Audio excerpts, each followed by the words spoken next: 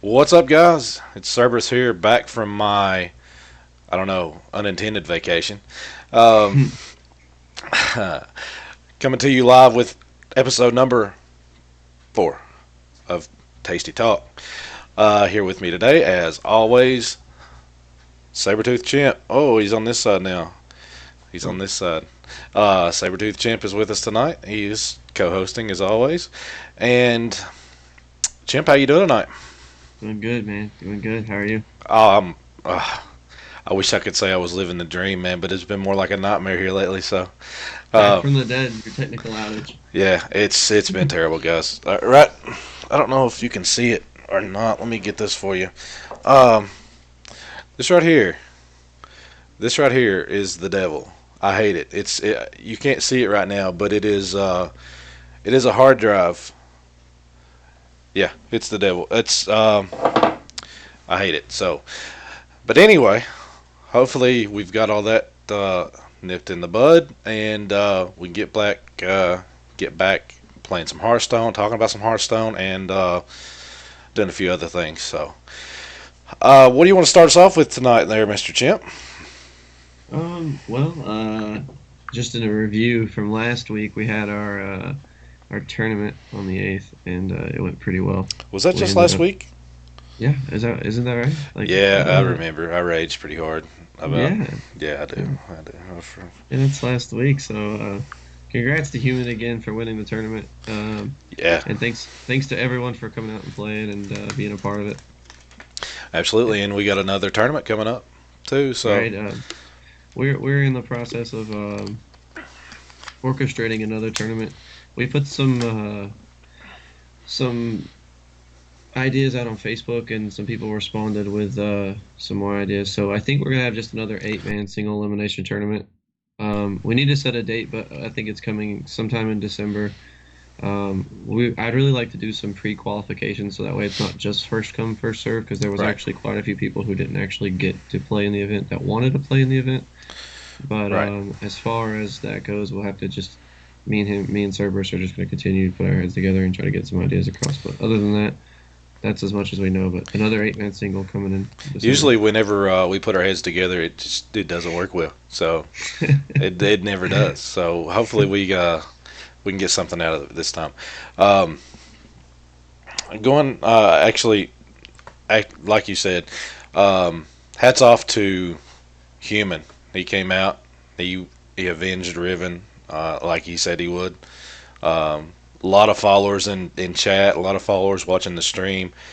One guy, I can't remember his name, but he followed us throughout the entire tournament. He was there. He withstood the pain and all the technical difficulties. He's the real winner.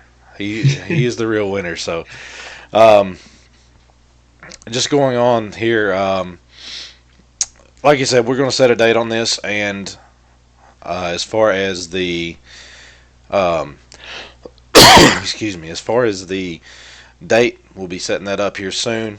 It's going to be December. We have decided on that, so it will be in December. Um, that way, we don't have too much coming back to back to back. You know what I mean? So, Right. um, I think a good plan is to do like one of these a month, like the beginning of each month, try to get one, yeah, and lined that's up. been our plan from the get go. I think that's what we originally talked about whenever we first got this thing started, and or you got this thing started, and I jumped on board. Um, but yeah, that was our original intention. Man, you look sad tonight. You had a bad night laddering. Is that what's happening? I mean, the ladder hasn't been kind to me tonight. I don't know. We can talk about it a little bit. It's been frustrating on the ladder tonight. Tell us how you feel. I mean, it's been crazy luck after crazy luck, and maybe I've had some bad plays, but I mean, I am definitely getting punished for every small margin of error that I make. Yeah, it's sometimes a ladder can be unforgiving, especially whenever you're playing priest. No shots intended. No, I mean, I think you actually won that game, didn't you? Which one? The priest game that Uh, you were oh raging yeah, about I a few minutes won. ago. Yeah, yeah. Excuse me. I got behind against a priest, but I did like infinite damage with anything. So Dude, is it me or is like Dragon Priest starting to be like a thing? Well, I mean, with the new expansion coming out, it does look like they're pushing Dragon Priest. It does appear that Dragon Priest is going to be the archetype that they want Priest to conform to. I'll be honest, I don't like Priest much, but I may have to get used to playing it here soon. And like you said, the archetype that they have coming out with the new expansion, I think that Priest is going to be wealthy again and do better than Well, this. see, I think there's a good thing about Priest being a better class. It saves us from the meta that we're in right now. If Priest is able to be a strong class with the archetype even being like Dragon Priest, it'll slow the meta down like intensely. It'll either speed it up greatly or slow it down intensely, which can happen both ways. But at the end, you're not going to have this one deck just reigns above them all with like Shaman. So if Priest comes, Priest will be our savior. And Priest will give us a more complex meta. I agree. It'll definitely slow Shaman down. It makes you rethink what you're going to be doing, and in my opinion, I think that it's good for the meta. It's good to change things up, spice things up a little bit. Um, Speaking of But the new the expansion coming out, yeah, how excited are you? I'm pretty excited, man. I think this expansion looks really, really fun and really good. I'll I be love I love the mechanics that they've given us. There's a lot of different mechanics. I'll be honest. I have not got a chance to look at the new expansion cards as much as I want to. Um, I think that it's going to be good from what I see. With the let's see, what is the what's the name of the card? The coin, The counterfeit coin counterfeit coin. I going think for that road. yeah, I think that could be very useful. You and I I think discussed I Knuckles think. last night. Yeah, go Oh ahead. yeah. I'm so sorry. I think the coin though is really. I mean, if you look at the coin and you look at like how good an innervate is, Hmm. then how good is half an innervate? Especially when you're given it to a class that um, constantly likes drawing cards off zero mana cards, like with Gadgets and things, and they just want to filter through their deck. And how many times have you ever had a Malagos in play and you really just needed one more mana to kill your opponent? And that's really what you look at, or something to trigger a eviscerate. Like it's just counterfeit coin is going to be. I think a lot of people underestimate how good that coin's going to be because you hear some people talk about it and say, well, it's going into a class that doesn't really need it, but honestly it's going to be really, especially like when you play a questing adventurer style rogue, Yeah, even if you're not playing the Malagos rogue, it can get really really crazy with having half an innervate basically. right. And that just like I said, it helps them ramp that much faster. Um, and we know Druid can get crazy as if they ramp up quick and get what they need, get that Malagos on board. And it seems like you're behind the entire game from that point. So, um, yeah, I've seen a lot of druids on ladder here recently. You mean rogue, right? That's yeah, Okay. rogue. Yeah, yeah, they're yeah, whatever. Um, I'm I'm new, guys.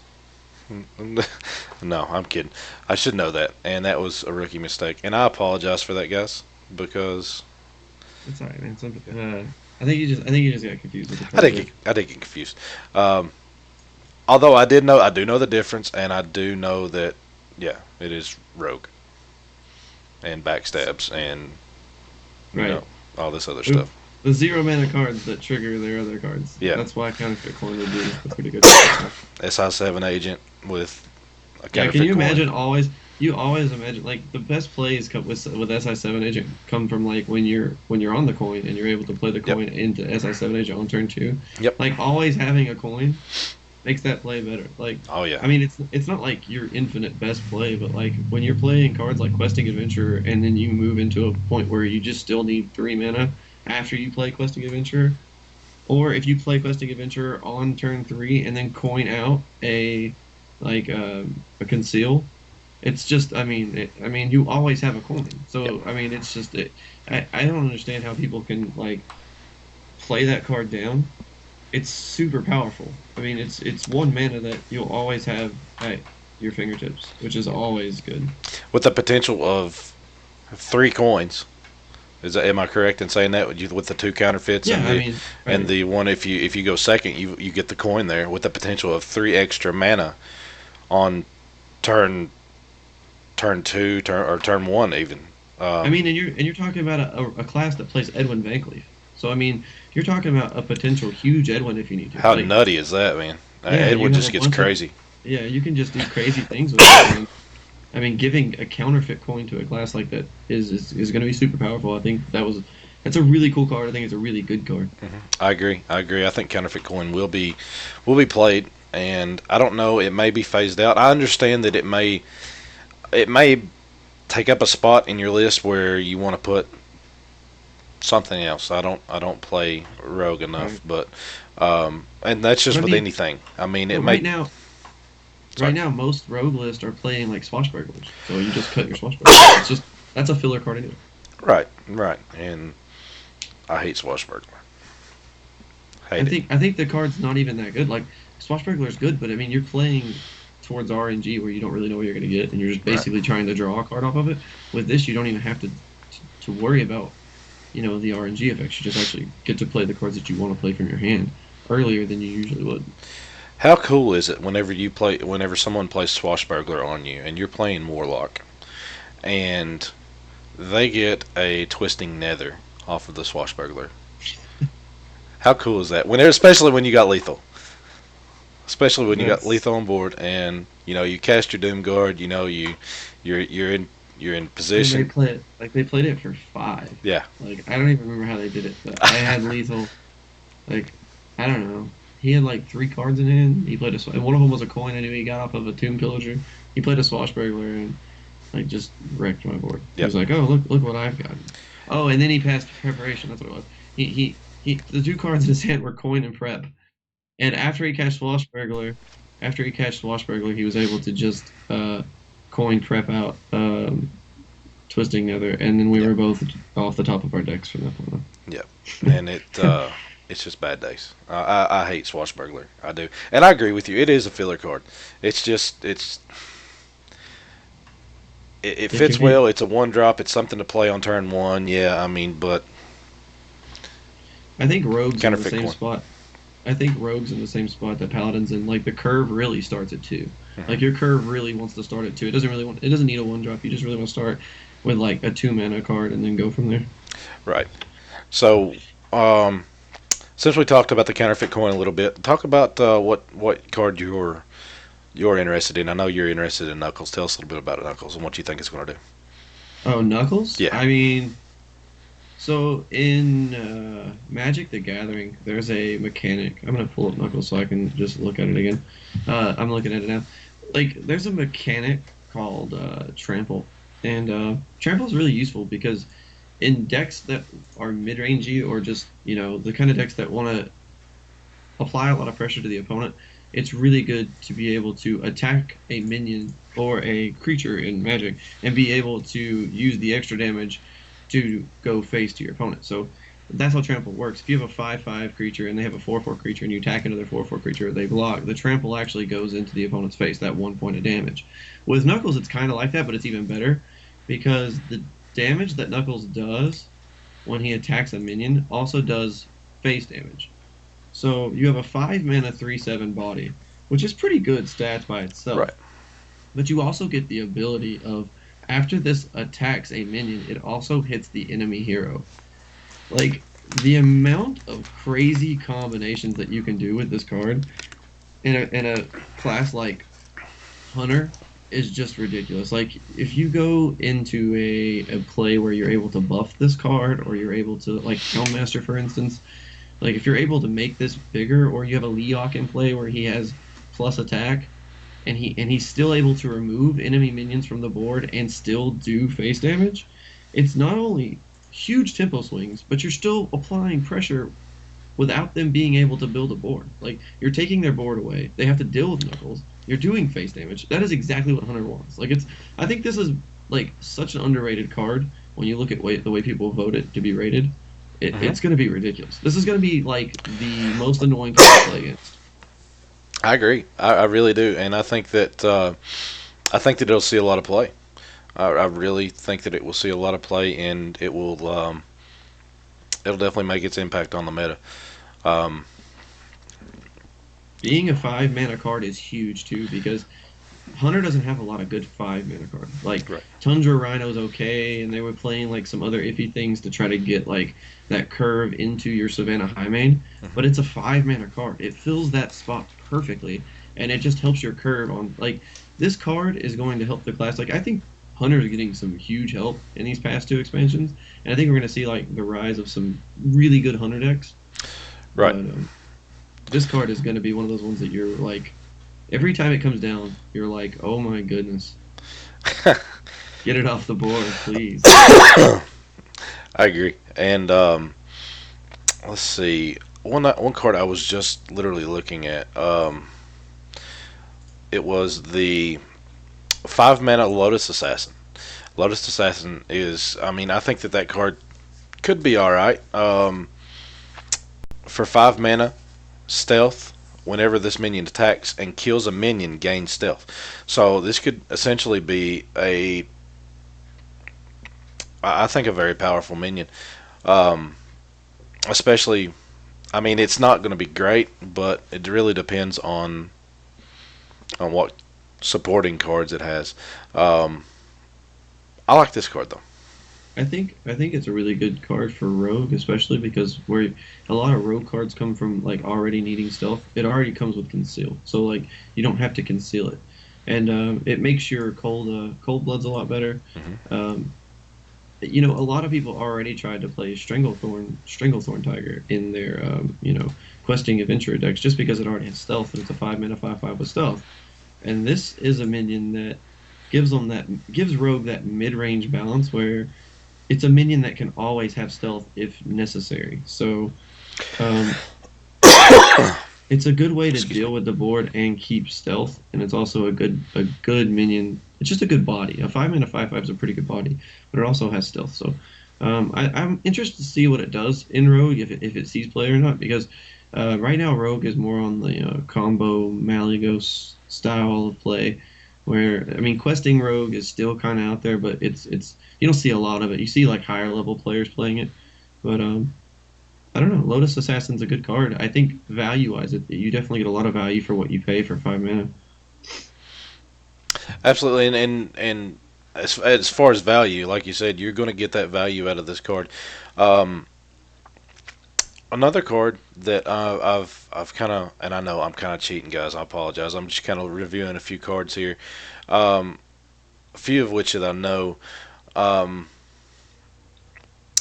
Auction Master Beardo. Oh Have you yeah, had a chance to look at that? yeah, he's pretty good. He is good. He is very good, and especially in like a possibly a mage list or something like that, that would be really good. I think the scariest thing for this card to be in is a hunter list. Like Very true. having this in play and then going like kill command or hero power, kill command, hero power. So you're able to do with 7 damage, what, like 5, 6, 7, 8, 9 damage in like one turn. I don't Right. know, the hero powers it's a pretty good body too. Like a 3/4 for 3 is really good to trade too. So it's a scary possibility of like making Hunter like have a really good hero power. Or other classes like that. I don't know if you'll see it. I don't know. This is one of the more scarier cards. Like if it's really really good, it's going to be really really annoying. Or if it's really really bad, it'll just never see play. Right, and it's really gonna like it's just your supporting cards. My opinion, if you get it in the right list and you've got enough cards to make it good, in my opinion, Like the then first thing I think of is like if Rogue had a really good hero power, mhm. how good would this card be in Rogue? But Rogue Oh, doesn't have a it'd good be hero crazy. power. Like Right. Rogue's hero power is just not that good. Like it's okay, but it you don't want to just keep daggering up. So like imagine if like Rogue had Hunter's hero power with all like the 0 mana cards like backstab, kill it, backstab, shoot, two, Right. backstab. Like it would be ridiculous. Right. Right. And what about? I mean, play this along with Sir Finley.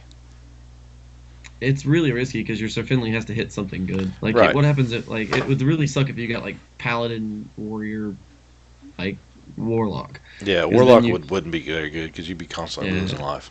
you'd just be killing yourself, and then like the Paladin wouldn't be that good. I guess Warrior would be pretty good. It'd be okay, but really all you're doing is gaining life, and you just want to be applying pressure with your rogue list.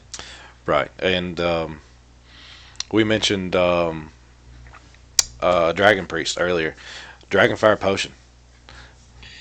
Oh yeah, that That's card's gonna be awesome. that card's gonna see a lot of play. Um, Deal 5 damage to all minions except dragons. I mean, you got a lowly little fairy dragon sitting there on the board, and you just wipe everything out. So boom, there goes your thing from below. There goes your um, you know almost your Thunderbluff Valiant. It's stupid good. I really like that card. I think we're seeing like maybe one of like it's not like I don't know if it's as good as Light Bomb because Light Bomb dealt with a lot of things. Like Light Bomb was able to deal with like just about I don't know, I wouldn't say everything, but a lot of things. Light Bomb puts you in a really good spot most of the time. This card's really good. The only problem is you're gonna see this a lot, I think. Azure Drake is played in literally like every deck, Yeah, and it's a 5 mana 4/4. And Priest already has problems with four attack creatures. So Light Dragonfire does not exactly get them does not really take care of the Azure Drake. And I think people are going to forget that Azure Drake is a dragon, and they're going to play this, and the Azure yeah, Drake's still going to be sitting there, and they're going to be like, "How do I deal with that right. card?" Because it's not going to take care of Azure Drake, and but I don't know. It's still a really, really, really good card. Like this card is going to be played super, like probably going to be shoved in any iteration that you can find of Priest, but. I think that's going to be funny. I think there's going to be a lot of videos of memes where people are playing Dragonfire to wipe the board, and then there's two Azure Drakes still sitting there like, oh, yeah, Yep, that card is a dragon. But yep. that's because people forget. I mean, it's played in literally every list. It's like Right. any mid-range lists love Azure Drake. Absolutely, and I mean, I absolutely love my Azure Drake because especially where I've been playing Shaman a lot lately. I know I'm on the Shaman bandwagon. I hated to, but I had to jump on. But I've been on the Shaman list, and it helps you get that extra card draw like you really want, especially in every list. Really, you need that extra card draw, and the spell damage, especially for your Spirit Claws. It just makes everything so much better. Maelstrom Portal makes it so much better. Two damage gets a lot more. It doesn't seem like a whole lot, but typically it makes more contact than essentially just one. But um, it seems to get a whole lot more minions, in my opinion, with two. Um, let's see. I think the card that literally I at first was like, okay, that card's really good, and now I'm like, this card has everything. Is Draconod Operative? It's the 5 mana 5/6 dragon that they gave Priest to help Dragon Priest basically. Yeah, So I think I talked about this once before on like our last show, but again, this card is going to replace Azure Drake I think in Priest decks because again, Priest is a deck that wants to go, especially kind of like the controlling version of Dragon Priest. They want to go like pretty much into the late game when you start getting to fatigue, or your opponent's probably going to get to fatigue, and you may not be quite there, but you don't want to get there. Um, Azure Drake draws you an extra card, so it puts you one step closer to fatigue. Azure Drake also is a 4/4 for 5, where Draconid is a 5 mana 5/6. So it has a much bigger body. But the best part, I think, about Draconid is this. If you're holding a dragon, discover a card in your opponent's deck.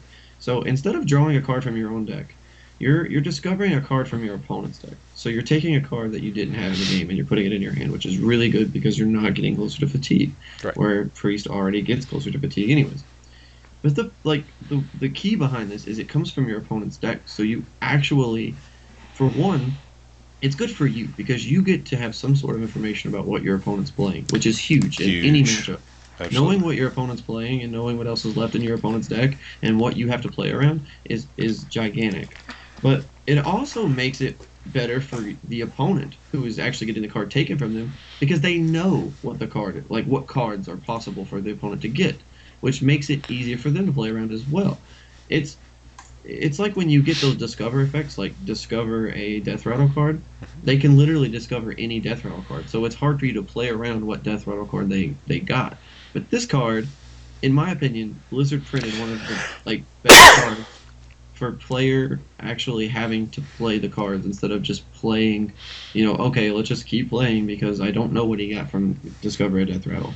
This is something where you actually have to play around. You can actually play around. Okay, I have a Gromosh and I have a Ragnaros left in my deck. He could have got either one of those cards. I need to be more careful. He's playing like he got Ragnaros. I have to be more careful now because if I end up leaving it where he can wipe my board and then play Ragnaros, I may die. And like that's this is one of the probably best I think one of the best made cards in Hearthstone so far because they just did it so well that it's good for the opponent to play against and it's good for the opponent to play. So Absolutely, and like you said, knowing what your opponent is playing as well, that could you automatically get three cards.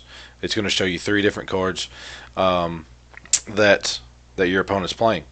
It could hit three neutral cards or it could hit three class cards. And if it hits three class cards, then they typically know what type of list that you're running. Once they figure that out, then they know how to play around. So, and what they have to play around, and they put one of those in their pocket and walk away with it. So that's, in my opinion, that's going to be a very good card as well. Um, I don't know.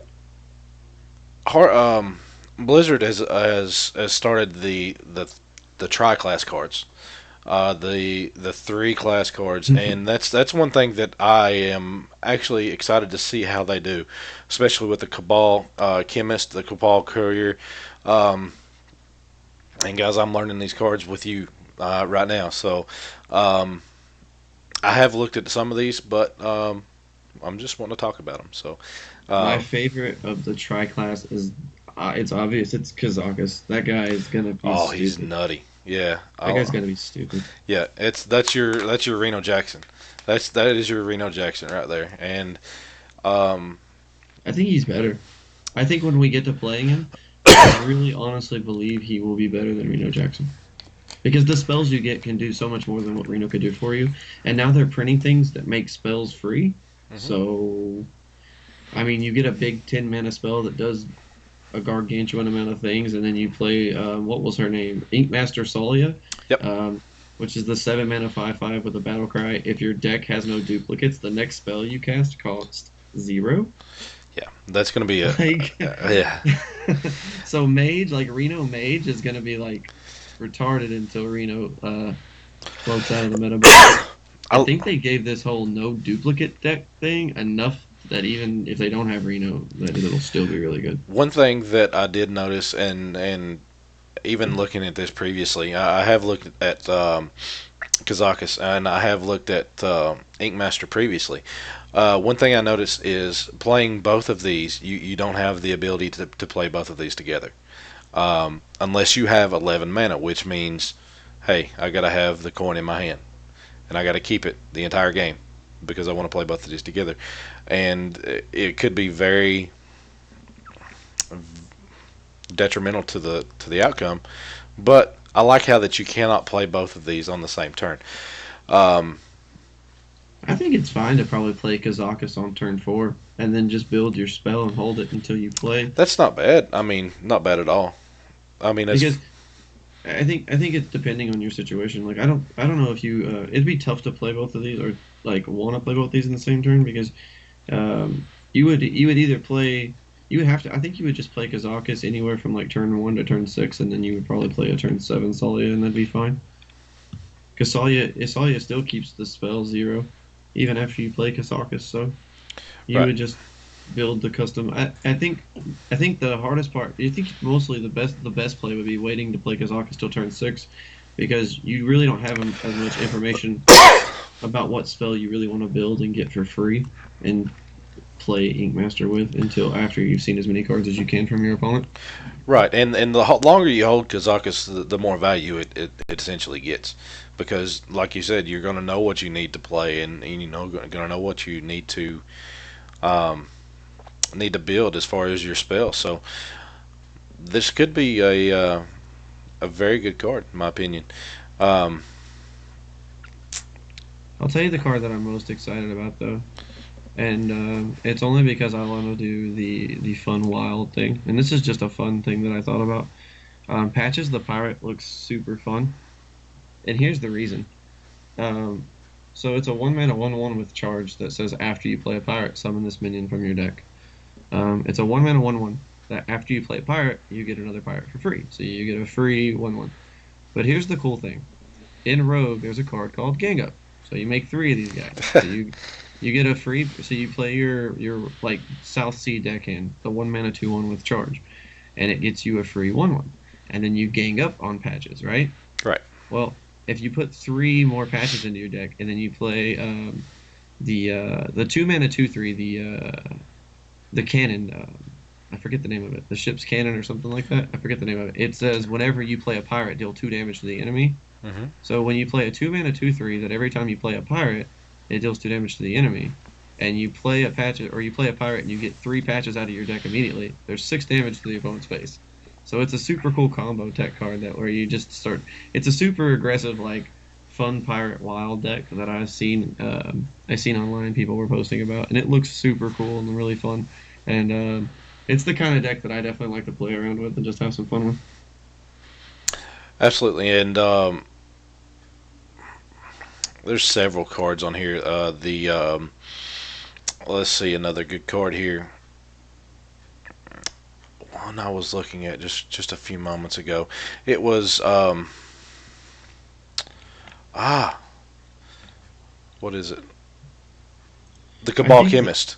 Oh, okay. Yeah, that's the one I was looking at. I like it adding a random potion to your hand, especially whenever you can get the Dragonfire potion or something like that. And once again, that falls back to RNG as to what particular potion you'll get. But if you're playing that and you play the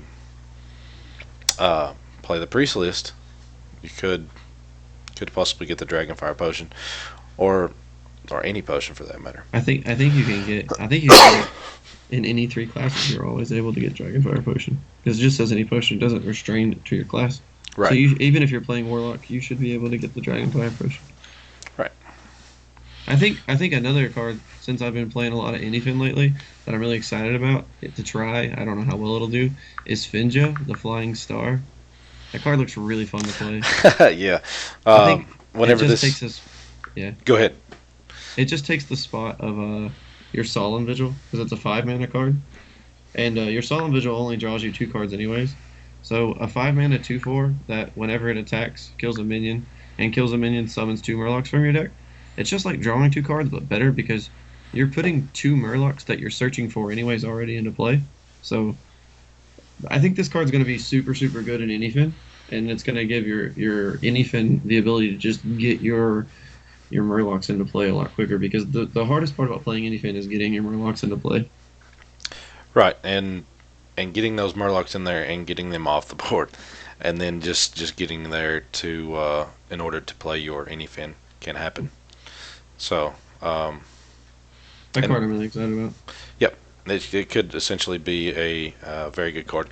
Um, so let's transition a little bit, and it's kind of a caveat because you said you've been playing some Anyfin Paladin.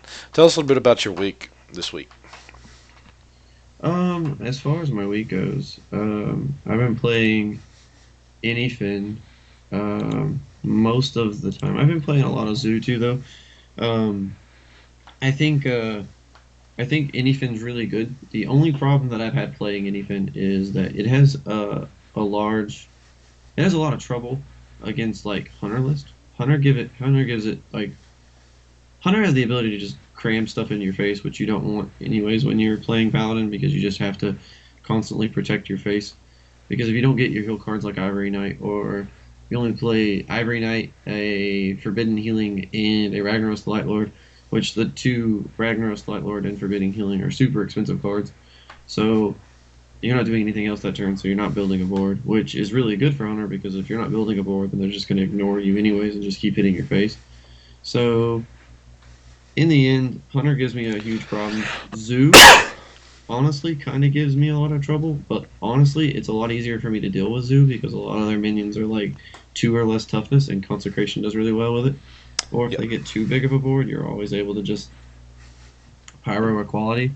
The problem with like trying to deal with like Hunter's minions when you pyro equality is a lot of them have death throttles and they leave a minion, like Kindly Grandmother or Savannah Highman. Hmm. Once they leave minions behind and you've already wasted your mana to deal with the first set of minions, you're kind of in a worse spot because you still can't deal with those minions and you're still taking damage the turn after. So Right. those are the two decks that I've had the most trouble with. It really does well against Shaman. Like, I mean, Shaman has to kind of get lucky against you to beat you sometimes. And I don't know if like I haven't looked at the Vicious Syndicate's report still. I was streaming it yesterday, and was talking. Someone was talking to me in chat asking me if I had looked at the Vicious Syndicate report. I still haven't.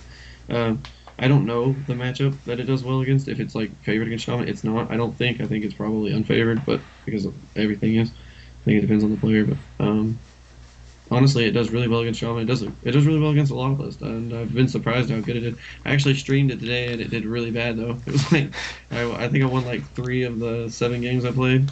So Yeah, that makes for bad days, especially whenever you're trying to stream. And it doesn't seem to happen a lot whenever you try to stream.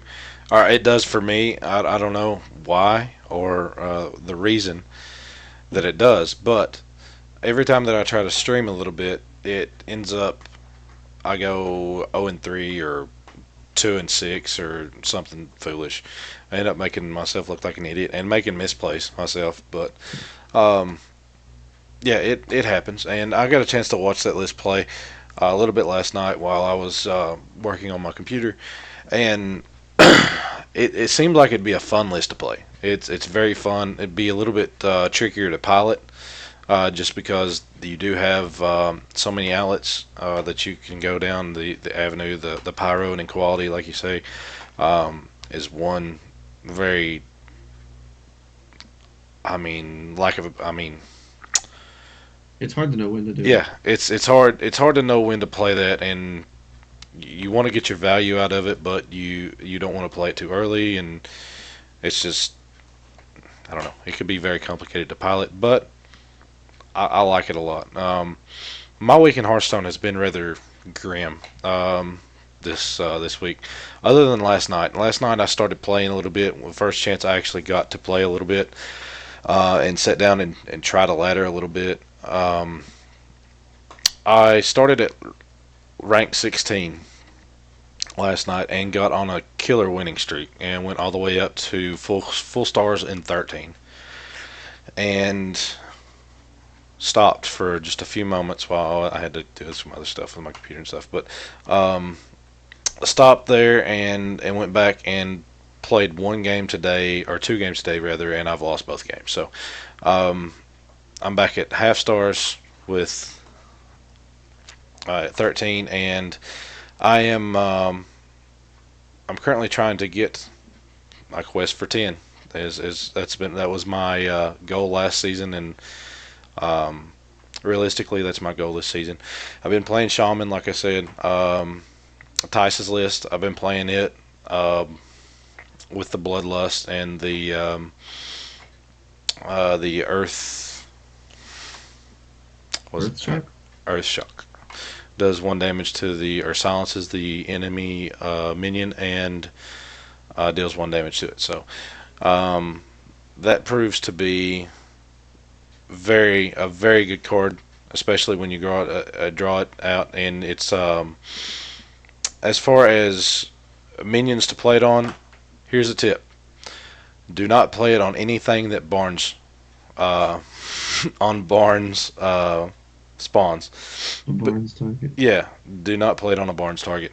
Play it That on Barnes sounds by all means. I ridiculous. mean, there's nothing wrong with playing it on Barnes, but anything that Barnes cast the board, don't do that.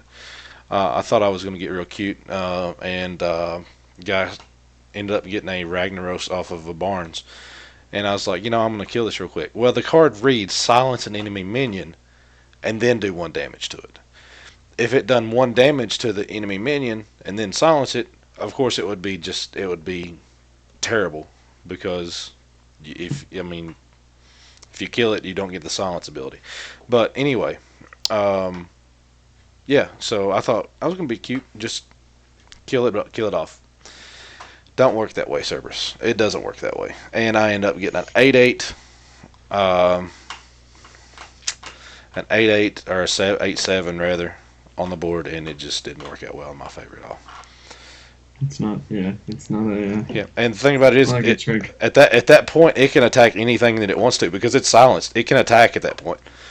Right. So, and it just wreaks havoc on your board. It doesn't hit whatever RNG tells it to hit. It hit whatever the player wants it to hit at that point, Yeah. and it just don't work out well. Instead of hoping, that you've trained your rag well and you've got it trained to where you want it to hit, and RNG, sends you a little gift from time to time, but then they have the ability, and then you concede from there because you look like an idiot. You concede out of Shame conceit. yeah, you just concede out of shame, and it's pitiful. Um, I'll tell that one on myself. I think I've actually talked about that, and I actually done that, so it's not very good. But that's been my week in Hearthstone. Not really got as far as I wanted to on the ladder. I've been talking to Salwall a little bit. He actually broke rank 10 this week, so he finally got there. He'd been having all kinds of trouble with getting up there in the ranks, and just a little bit of shout out to him. Keep grinding, man, and you'll get there. Hopefully, I get there too. Hopefully, I beat you to legend. I don't know if I'll ever be a legend, but that's just a dream of mine. I mean, whenever I was a little boy, that's what I wanted. All I wanted to do is be a legend. I came to be a legend. Yeah, I was born a legend anyway, in my own mind. But we won't go there. So, um, but yeah, that's been my week. It not very spectacular. As soon as the tournament was over with, I completely shut my computer down and didn't turn it back on until I had my new hard drive in, and I had a whale of a bad time getting everything set up. I literally just got everything set up about 10 minutes before we started broadcasting. So, um, and we wanted to get back out here to you. And I know I've been talking about that a lot, and I'm not going to talk about it anymore because it's just consumed my life here lately. So, um, what decks have you seen here lately during your ladder experience? Um, I think mostly I see like a 25% shaman ratio. I see a lot of shaman everywhere I go. I get aggravated about the shaman mirror, or not the shaman mirror, but the shaman match because I mean, it just depends on how the game goes. Like if they get their like 1, 2, 3 draws, then I'm probably gonna lose. But I mean, if I'm able to keep them, if I'm able to get like my Doomsayer, which I've been talking to a lot of people on like Facebook and discussing like the deck that I've been playing. It's Tice's indie fin list, and I saw it on the, I saw him actually playing it. He had like a 63% win rate with it or something, and I thought it would be fun to play. So I was discussing online with some of the people and some of the groups that I follow, and they said remove some of the Doomsayers, but the Doomsayer gives me such a good matchup against Shaman that I'm just those first 3 turns are so important to Shaman decks, and I don't think like making my deck better against control is something that I need to do. Like I thought about playing like a Curator style list or a Nazal style list and maybe taking out the Doomsayers, but if you do that, you just get better against control, and you already beat the control list. Like I don't have any problems beating control list because they're not doing anything. Like I can gain enough life and stay at a healthy life total that I can just kill them with anything, and they can't stop that, and I just win from there. Whereas like the list that I have trouble with are when they get off the ground quickly and they have these tempo advantages against me that I can't stop. So I like my Doomsayer is really important, and that's just like a rant about Doomsayer, I guess. But against Shaman, having Doomsayer is really important. So if they get their 1, 2, 3s and I don't have Doomsayer, then I'm in trouble. But if I have Doomsayer and they go 1, 2 and they're kind of stuck in that weird spot where like, well, do I try to give up more cards to get rid of this Doomsayer, and does he have another one, and does he kill me if I don't do it? So we get in those little back and forths where I'm able to deal with Shaman. I think it's like a 50-50 against Shaman. But the other deck list that I've ran into that I think's a 50-50 is always it's always gonna be the mirror, but another one would be like Reno Lock is pretty weird to play against with this because a lot of times anything you allow yourself to get kind of to a low level life total sometimes, and then they'll play like a Jiraxis and kill you, and it's kind of weird. So you kind of don't know where that's coming from. So if they play Jiraxis and you have anything, then you just kill them. But if Right. you don't, then you have to kind of find a way to get in this weird spot. Like, how do I kill him quickly? Right. And then Because you can only deal with 6/6s so many times before they kill you. yeah, 6/6 abyss. It's just abyss. Is that what it is? That's that what it's called? I think that's what they I call. think it's what they're called. I don't have Lord Draxus, so um, but yeah, it's you can only deal with so many of those, and they're just so difficult to deal with. I played against plenty of them. What I've ran into mostly this week, I've ran into, like you said, the shaman mirror. The mirror for me, it's a 50-50 shot at getting past shaman. I mean, it's whoever builds their board and sustains their board. It's is going to be the winner, in my opinion. Um, and I think you would agree with that. If you can build and keep your board longer than your opponent, and your opponent has to use more cards to deal with your board than you're using to deal with his, I think that your chances of winning increase drastically.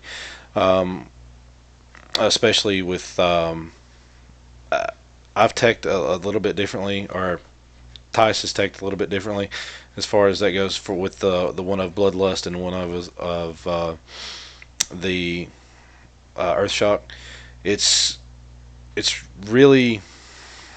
really different. I haven't actually put an acidic swamp ooze in there for that mirror. I've actually considered doing that, um, just just because I don't have Harrison. If I had Harrison, I would definitely put that in there right now. Um, the only thing I don't like about that is you don't get the card draw like you do get off of Harrison. Um, I think playing it earlier is kind of important too, though. Like it being a two drop, like you playing it the turn after they play their Spirit Claws is so good. Like getting three durability off of like Spirit Claws is super good. Like getting three durability is kind of harder with Harrison because it's a five drop. You're not playing it till the later game, and they're probably playing Spirit Claws if they have it as early as possible. So like if they play on turn one, you're not getting it with Harrison. But if they play that, and then on turn two or your turn two, you play a acidic swamp ooze, it can be kind of nasty to do that to somebody. you really can. It really can. And uh, I agree. You just get so much value. You do. Excuse me. And one other list that I've been running into a lot. Um, I've actually seen Pirate Warrior a couple times. Um, just like once or twice. I think it was the same guy actually, but but still seen it twice. Um, I've seen a lot of Druid floating around, um, and Druid for me is a little bit harder to get through. It should be a fairly easy list to get through, but I don't know. I just have trouble with Druid for some reason. Um, Druid's haven't a deck that you really have to get your one, two, threes against. Yeah, and it's been really hard for me to get those, and especially whenever I mulligan out a Ragnaros and get a um, Thunderbluff Valiant, a dead card until turn 5, 6, or 7. 7 whenever you can get the most value out of it.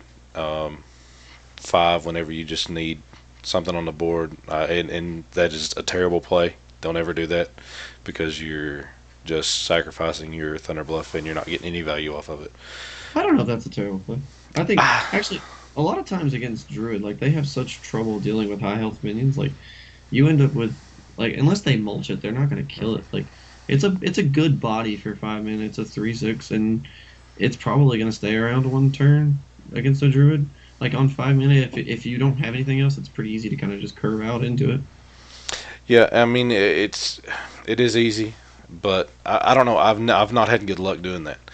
Um, Me personally, I've I not feel had. like I feel like it's greedy. It's greedy to just be like it's gonna be a 7 minute card. Like it It, seems kind of greedy. it kind of is. I mean, I'm a greedy player. I mean, I'll be the first to admit it, and you'll back me up on this that I am a greedy player, and playing aggro for so long. Makes you greedy. Yeah. Same old song and dance. Yeah, it makes me greedy. I want to get as much as I can this turn. It doesn't matter. There is no next turn. It's just this turn and get as much across as you can. And whenever you draw your next card, that's when you know what you're going to play. So um, there is no setting up for me, and that's so hard for me to break. But yeah, seen a lot of druid, seen a lot of control warrior. Control warrior is just, it's not impossible for me to get around, for, but I seem to have a little bit of trouble with that as well.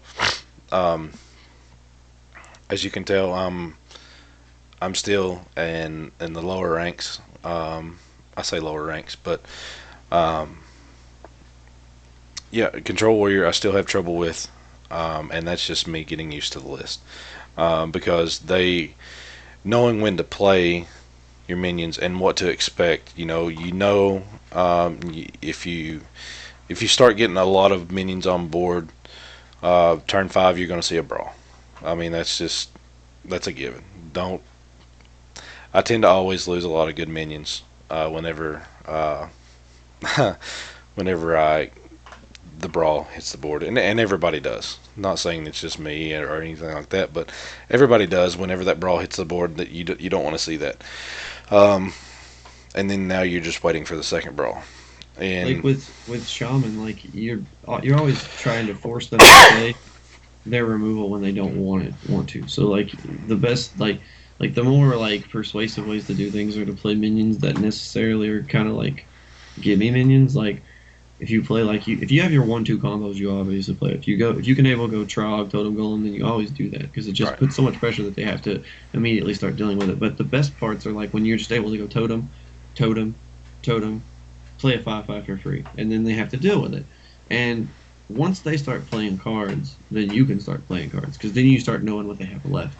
And like when they have to brawl a board full of totems, that's when they don't get any value out of their brawl. Like right, yeah, they may get the one card that you have in play, like, but if they play like spell damage, healing, and tunnel trog because they're gonna die from like a yeah, bloodlust, bloodlust. then they get into the situation where they're not brawling anything away. Or like if you do your 1-2 and then you punch the button twice afterwards, or even feral spirits. Like feral spirits is such a good card against them because you're getting 2 minions for the price of one, and they end up in a spot where they have like a lot of single target removal. So earlier you play feral spirits is obviously the better, but like and that's in any matchup. But like they get into this spot where they have to find a way to like realistically deal with them, and then they end up brawling, and they're brawling away one card, and they don't realize that they're brawling away one card. Well, because of one card, you probably have more cards in play, but they're brawling away because of the one card that you played because you got 2 minions from it. And once you start getting too wide against control hunter or control warrior, they get to a point where they're like,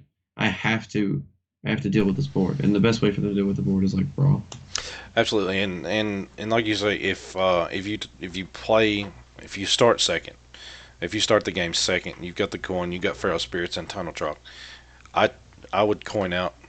In my opinion, this is what I'm doing, and you can let me know if I'm doing it wrong later. But um, definitely coin out feral spirits turn two. Turn two feral spirits. It gives you Trog two more two more attack. Go face with that Trog, get three more across, or two more across rather. So because of the two overload, I mean it makes your next turn three. It makes it terrible whenever you only have one mana. But it's it's just something I like to do. I don't know if it's right, wrong, or indifferent. If you're watching this, let us know what you think about that particular play. So, um, but yeah, I'm sure you'll tell me different if I'm doing it incorrectly. I think that's a situation. I think that's really a situation. I don't think there's like a right or wrong there. I think it just depends on like how your opponent. It's hard to read your opponent the first two plays because if it's control warrior, they're probably not doing anything. So you kind of have to get a feel for like how aggressive you want to be. If your hand is huge, like if all you have is like Things from Below, Thunderbolt Valiant, Ragnaros with those two cards in your hand, then yeah, you probably might do that. Like you probably, it just depends on really how your play is. Like it depends on how, like what your hand looks like, how the opponent has played. I mean, if your opponent went Fiery War Axe after like after you play Tunnel Chalk, then you're going to lose it anyway. So if you play Feral Spirits, you're not going to lose it, which is another good reason to play Feral Spirits on turn two. But at the same time, you are limiting your turn three to being a turn one, and you already have big minion. If you, I don't know, it just depends. It's all situational. Kind of depends on what you Yeah. draw and the way things go, the way things shape up. Right. And um, You can't necessarily say that play is wrong, but you can't really say it's right either. Like it just depends on how the game is shaped up from turn two to turn one. right. And uh, but that's something I've been doing. I don't know. Like I said, I don't know if it's right or wrong. I'm probably doing it at the wrong times just because I'm new. But anyway, man, smile, dude, Back smile. when, back when, I'm just thinking, back when, like aggro shaman was like the big thing. One of my favorite plays was Tunnel Trog into like Feral Spirits because, like, you knew you were going to be commanding. Like there was no doubt in your mind that there was something else that you're going to play on turn four. That you just like lightning bolt them, or play something else with your one mana left over. But after they nerf, or like Rockbiter was perfect because then you just use your face to get rid of their minion, and then you just keep going and just keep pushing damage. Like I can't tell you the amount of times I was able to secure a board like drastically after being, after just turn three, like or just turn two, because Feral Spirits and Tunnel Draw were so good together. Right. It's just it was insane. Like when aggro was a thing, like that deck was just. I mean, that deck was too powerful. Like that deck literally won games just by turn five, sometimes by mostly by turn six though, with your like Doomhammer Roughbiter combo. But yeah, nerfing two cards was huge. You really didn't want to set yourself up though on turn three not to be able to play your Tuskar Totemic, but Yeah. because that was such an awesome card. Everyone's like Tuskar Totemic was the problem, and I'm like Mana Worm sucks worse than that. Come on, man. Right. I agree. What is your MVP? What was your MVP of the week? For your Anything? anyfin list. Yep. Well, anything, but I don't know. Like my favorite cards. Barnes is really good in the list, but I would probably say again. I think Aldor is really good. Aldor. I mean, just having a 3/3 body a lot of times is really good, which again, you get from the war leader. But at the same time, Aldor just gives me better trades because like in the shaman matchup, we're obviously going into the later game because I'm gonna try to force them into the later game so I can play my anyfin and kill them. Like Aldor just gives me the ability to take a thing from below and make it a 1/5 with taunt, and a 1/5 with taunt that they've maybe spent like 2 or 3 mana on is way better than a 5/5. So me playing that against that was pretty good. And the other card I would say is really really helpful. True Silver Champion is always it's always a good weapon. Yep. Absolutely. What about Ivory Knight? Had any luck at Ivory Knight? Yeah, I would say that's probably up there. That's probably tied with Aldor because I mean, Ivory Knight, man, it's a body that allows you like a lot of times, like I said before, you're not building a board when you heal. Like you're unable to heal and build a board with like Forbidden or Ragnaros because once you play Ragnaros, if they kill your Ragnaros, you didn't build a board behind it because it cost 8 mana. You're not doing really anything else besides maybe hitting the button or playing like a loot hoarder or something. And that's not really building a board. That's just leaving yourself open to get hit in the face. Which it's still a good card if you need it, if you're so far behind on life, or you're so far ahead that you can just play an 8/8 and apply pressure. But if they're able to deal with it, you didn't build a board. Whereas when you play Ivory Knight, you're gaining life. Depending on what spell you get, you're gaining pretty good amount of life. Usually it's anywhere between like 3 and 6. Right. And you're also getting a 4/4. So like you're gaining life and you're getting something that can contest the board a little bit, which is pretty good. I'd say it's probably number two. It's right behind Aldor because Aldor just in the early game, it even makes Totem Golems look stupid. Like it's just like I'll trade with your Totem Golem and be fine. Right. Right. Um, my MVP probably I want to say Bloodlust. Bloodlust has been really good to me here the past little bit. Um, Especially whenever it can do one of two things, and we discussed this, and I've used it more for trades this week than I have than just lethal. Right. Um, because I find myself sometimes in a spot where I have to, I need to make trades, otherwise, I die in 2 turns. So at that point. you bloodlust. If you've got a bunch of totems on the board, um, and your opponent has like I said, he's starting to make his board. In order to control the board like Shaman wants to do, you need to bloodlust there. And I've been doing that, and it seems to be helping out a lot in order to make my trades more efficiently, making those to where I can possibly regain the board. Um, and the lethal ability of it is also very good. You can get your opponent from anywhere to 21. At 21, you can still reach lethal, as long as you have enough minions on the board, or totems, or I'm sure there's moments where you could probably get them with 30. oh yeah, I mean without a doubt. I mean you can you could definitely. I would say that you. I mean, if you had 7 minions in play and two of them were Thing from Below's, Yes, theoretically, I I mean, was that's thinking the 21 thing plus from 10, you below. would have to have 31. So, yeah, if you had double Thing and had seven, or whatever the other minions are, even if they don't have any power at all, if they're just all totems, you still do 31 damage. Right, and realistically though, you can do about 20 to 21 damage. You're not going to have the full board and um, every time, and you're not going to have two things. And I understand exactly what you're saying, that it does have that possibility that you can do way more than 30 now that you think about it. I mean, with the Thunder Bluff, if you got Thunder Bluff in play and you've got a That'd be stupid. yeah, It gets stupid.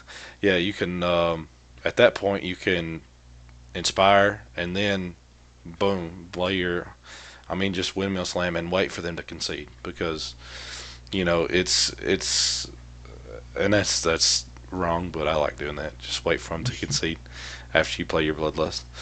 Um, just pick up the cards and go home. But yeah, bloodlust has been my MVP this week. Um, second, I would probably say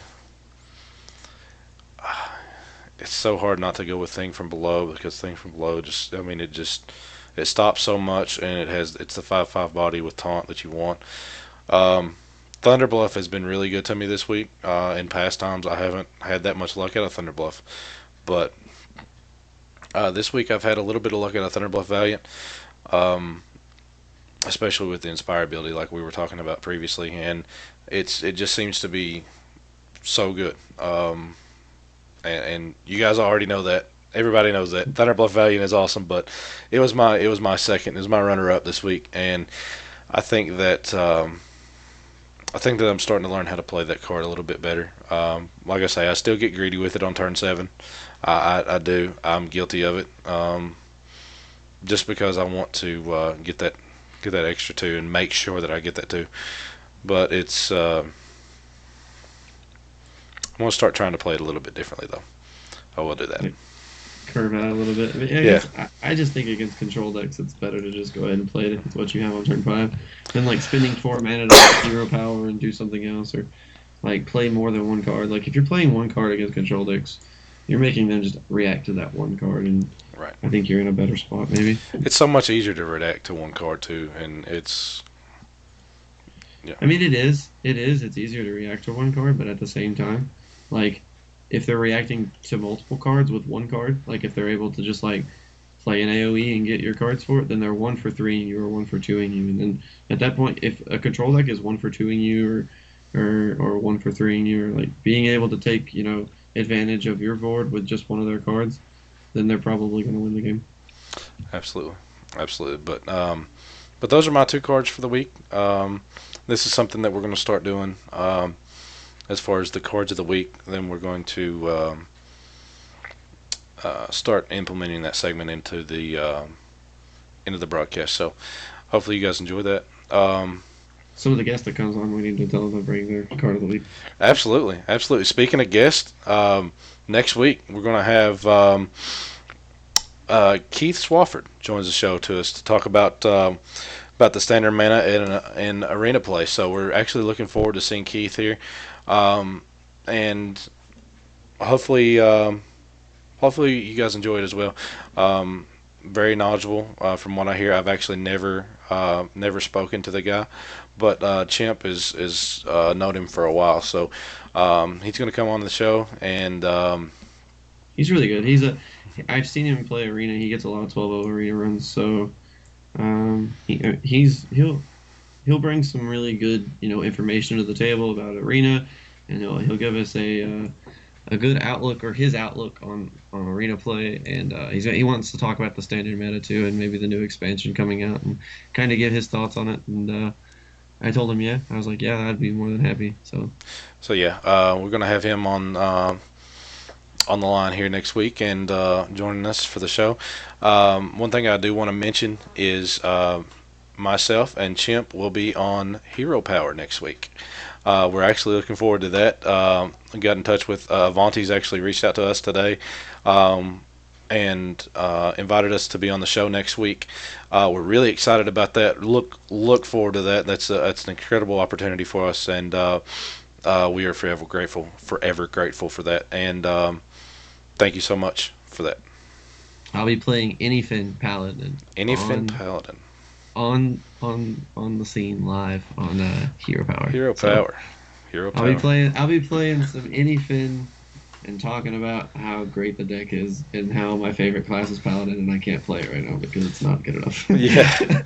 Because Shaman takes full advantage. But anyways, Yeah, and my favorite class would have to be Hunter, and I don't know that I'm going to bring a Secret Hunter list. I don't really know what list I'm going to be playing because I haven't had a chance to really look at it.